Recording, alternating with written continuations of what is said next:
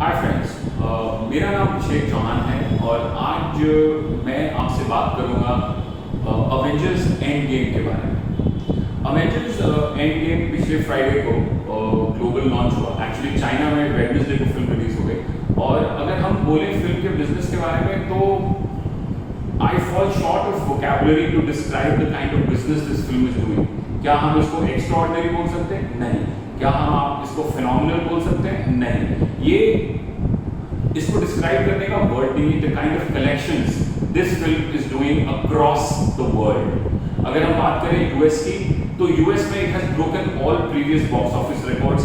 करीब करीब $350 मिलियन का कलेक्शन है सिर्फ 3 दिन में। फिनोमिनल। चाइना की अगर बात करें तो 5 दिन में 330 मिलियन के आसपास इसका कलेक्शन है चाइना में। और जो फाइनल 3 दिन का वीकेंड का संडे तक का कलेक्शन आया है वर्ल्ड ओवर का, it is an astounding $1.2 billion. जी हाँ, यानी कि लगभग 8,500 करोड़ 3 दिन के अंदर इस फिल्म ने कलेक्ट किया है, जो कि आज तक किसी भी फिल्म ने इतना कलेक्शन नहीं किया है। तो इंडिया की अगर बात करें तो इंडिया में ये फिल्म सिर्फ 2865 स्क्रीन्स में रिलीज हुई है। ओनली 2865, जो कि बेसिकली 2K स्क्रीन्स होती हैं, जो कि DCI फॉर्मेट हम लोग बोलते हैं। और जो बाकी सिनेमाज हैं, जो मेजॉरिटी सिनेमाज हैं इंडिया में, वो नॉन DCI फॉर्मेट में आती हैं, वो ई सिनेमा हम उनको बोलते हैं। उसमें ये फिल्म नहीं लगी है। ये सिर्फ और सिर्फ 2865 स्क्रीन में इस फिल्म ने लगभग 155 से 160 करोड़ का कारोबार किया है, बिजनेस किया है सिर्फ 3 दिन, जो कि आज तक के अपने सारे रिकॉर्ड्स तोड़ती है, ऑक्यूपेंसी रिकॉर्ड्स तोड़ती है, सब कुछ। So it is mind blowing, it is beyond words. So point ये है कि आखिर ऐसा क्या है इस फिल्म में कि एक नॉर्मल हॉलीवुड फिल्म जो होती थी वो एक नीश ऑडियंस देखती थी, और अब जो है इतना ब्रॉड बेस्ड ऑडियंस देख रहा है।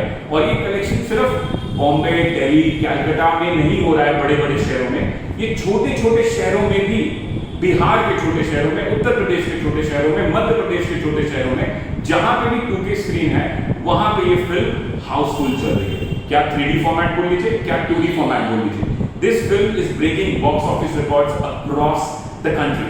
सो द क्वेश्चन इज कि आखिर ये फिल्म इस तरीके का बिजनेस क्यों कर रही है? Why is it doing this kind of phenomenal business?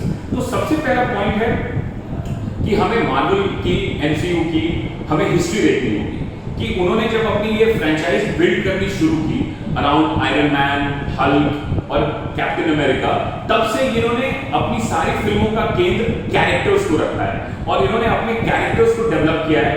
एक उनकी ओरिजिन स्टोरी दिखाते हैं, फिर उसको अवेंजर्स में डालते हैं, और this has been successfully done across all their characters. अगर हम उनकी कैरेक्टर्स की बात करें, जो लेटेस्ट एंट्रेंट्स हैं, Black Panther, Ant Man, Doctor Strange, ये सारे लोग अपने आप में $1 बिलियन, $700 मिलियन की प्रॉपर्टीज हैं अपने आप में। सो इतने बड़े स्टार्स इन्होंने क्रिएट कर दिए हैं इस 10 साल 11 साल के समय में, जो कि मतलब they are like a galaxy of stars in themselves. Even Guardians of the Galaxy is a hugely popular franchise. So अगर आप देखें तो इतने सारे किरदार जो इन्होंने क्रिएट किए हैं, that is something commendable. और दुनिया भर में all these stars have been loved, all these characters have been loved. दूसरी चीज इस पे सबसे इंपॉर्टेंट चीज रोल प्ले करती है, वो है इनकी फिल्मों का स्केल। ये अपनी फिल्मों में कोई भी एक्सपेंस नहीं छोड़ते हैं। इनकी फिल्में बड़ी होती हैं, बड़ी नहीं जाइगैंटिक होती हैं, जाइगैंटिक ही नहीं, ह्यूमंगस होती है, इतनी बड़ी होती है कि आप इमेजिन नहीं कर सकते कि आप तक ऐसा स्केल आपको देखने को नहीं मिलेगा। बड़े पर्दे पे इनकी किसी भी फिल्म को आपको देखने में मजा आता है, जबरदस्त एक्शन होता है, जबरदस्त एंटरटेनमेंट होता है, मतलब टोटल पैसा वसूल फिल्में बनाते हैं। और इनकी फिल्मों की एक और बड़ी खासियत होती है कि इनकी फिल्में कभी भी हैवी नहीं होती हैं।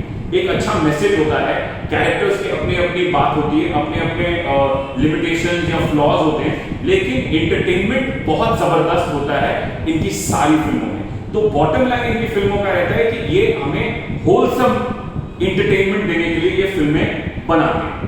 जो अगला बात है कि इनकी जो फिल्में बनी है, आज तक जितनी भी फिल्में बनी है, सारों को without a shade of doubt all have been critically liked, critically loved, critically appreciated, audience word of mouth आप ले लीजिए, कोई भी फिल्म उठा लीजिए, एंटमैन उठा लीजिए, थॉर उठा लीजिए, कैप्टन अमेरिका उठा लीजिए, आयरन मैन उठा लीजिए, आपको सारी फिल्मों को क्रिटिक्स ने और ऑडियंसेस ने लव किया है। तो होता क्या है कि एक ब्रांड कॉन्स्टेंटली बिल्ड हो रहा है, तो आप अच्छी की अच्छी फिल्में देते जा रहे हैं, तो वो ब्रांड अपने आप में ग्रो कर रहा है और आपको उसका कल्मिनेशन इतने सारे 10, 11, 12 साल की जर्नी का आपको कल्मिनेशन देखने को मिल रहा है एंड गेम में कि ये ब्रांड की असल पुल ग्लोबल ऑडियंसेस में क्या है, लोग दुनिया भर में इस ब्रांड को कितना प्यार करते हैं, and that is what has really translated into the goodwill of their work, and that is what end game is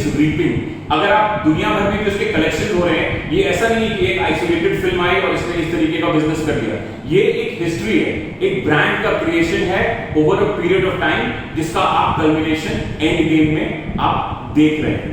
दूसरा सबसे इंपॉर्टेंट बात क्या है कि आज जो मार्वल का फॉर्मेट है सुपर हीरो फिल्में बनाने का, वही एक्सेप्टेड फॉर्मेट है। अगर हम बात करें जो डीसी का जो फिल्में बनती थी, जैसे क्रिस्टोफर नोलन ने बनाई बैटमैन ट्रिलॉजी बनाई, तो काफी डार्क सीरियस एजी पिक्चर है, फिल्में थी, तो उसके बाद उन्होंने उसी रेल में कंटिन्यू किया, लेकिन अब फाइनली जब उनको सक्सेस मिल रही है एक्वामैन से और वंडर वुमन से, जो कि एक्स्ट्राऑर्डिनरी बिजनेस किया ग्लोबली, वो किसी ने कहा बहुत करेक्टली कि it is the most Marvel like DC film जिन्होंने आज तक एक्वामैन जो उन्होंने वार्नर ब्रदर्स ने बनाई थी। सो ऑल इन ऑल दोस्तों, वी हैव टू अंडरस्टैंड कि ये एक दिन की कमाई नहीं देख रहे हैं आप, ये एक बॉडी ऑफ वर्क है जिसका कल्मिनेशन आज आपको पूरे दुनिया में देखने को मिल रहा है। So the people behind the film, Kevin Feige बोल लीजिए या फिर मार्वल की टीम बोल लीजिए या डिज्नी डिस्ट्रीब्यूशन में जो है वो उनको बोल लीजिए, hats off to this guys,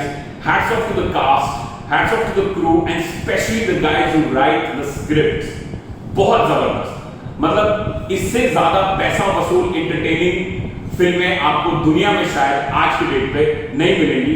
तो ये मेरा मानना है कि ये सिर्फ एक फिल्म की बात नहीं है, ये काफी सारे फिल्मों की बात है जो कि आज आपको कल्मिनेशन देखने को मिल रहा है। दूसरी बात, बहुत लोग बोल रहे हैं मुझे कि हिंदी फिल्मों की तुलना या फिर किसी और फिल्म की तुलना, देखिए एंड गेम एक एक्सेप्शनल केस है, आप एंड गेम से किसी और फिल्म की तुलना नहीं कर सकते हैं और ये गलत होगा किसी और फिल्म को एंड गेम से कंपेयर करना, क्योंकि ये एक मतलब आउट ऑफ द वर्ल्ड चीज है, ये रोज रोज नहीं हो सकती, इसको डुप्लीकेट नहीं किया जा सकता है, ये वंस इन अ वाइल्ड में एक फिनोमेना आती है, ये 9 साल 5 साल 10 साल पे, जैसे बाहुबली आई थी, तो you can not really compare every film with Baahubali and Endgame. There are the extremes कि अगर आप अच्छा काम करें तो आप यहां तक जा सकते हैं। So it will be not be fair to compare it, but yes, it is so satisfying being an exhibitor and a distributor and an audience and a fan.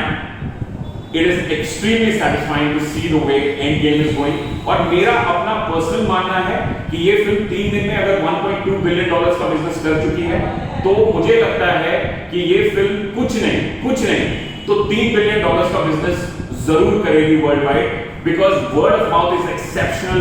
96% इसका स्कोर है रॉटन टोमेटोज का, जो कि शायद ही किसी इतनी बड़ी स्केल की फिल्म को मिला होगा आज तक। So all in all, a great film, very well done, a great body of work, and we are so happy. Thank you.